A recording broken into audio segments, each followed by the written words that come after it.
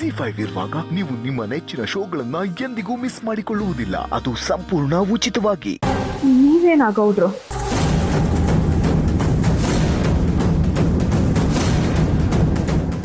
ಹೌದು ಮೇಡಮ್ ಅವರೇ, ನಾನೇ ಗೌಡ್ರು.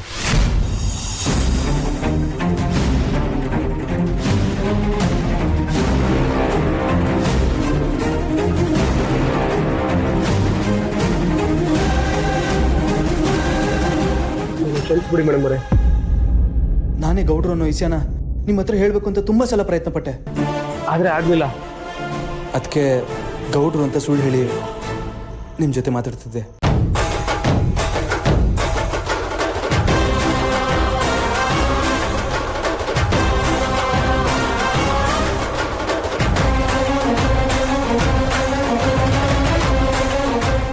ಅಂದ್ರೆ ನನಗೆ ಸೀರೆ ಗಿಫ್ಟ್ ಮಾಡಿದ್ದು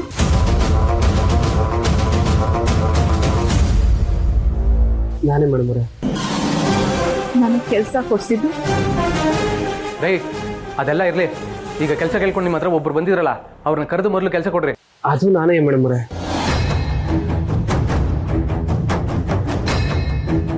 ಖುಷಿಗೆ ಸ್ಕೂಲಿಗೆ ಸೇರೋಕ್ಕೆ ಸಹಾಯ ಮಾಡಿದ್ದು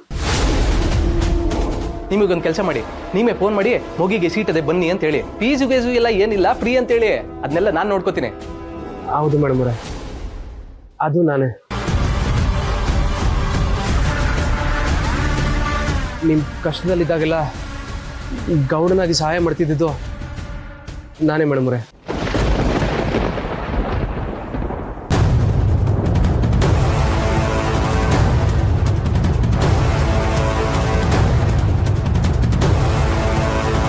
ಲಕ್ಷ್ಮಿ,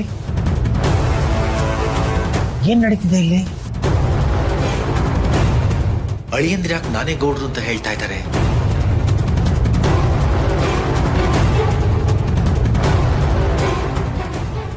ಅದು ಸಿದ್ದುದು ಇನ್ನೊಂದು ರೂಪ ರೀ.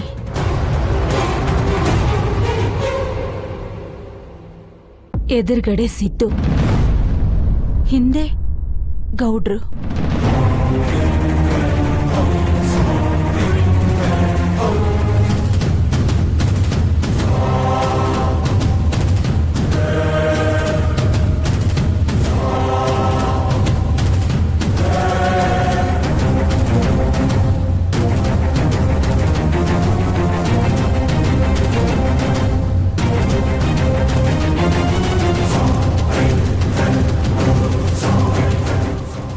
ಯಾಕೆ ಲಕ್ಷ್ಮಿ, ಯಾಕೆ ಹೀಗೆ ಮಾಡ್ತಾ ಇದ್ರು ಅಳಿಯಂದ್ರು?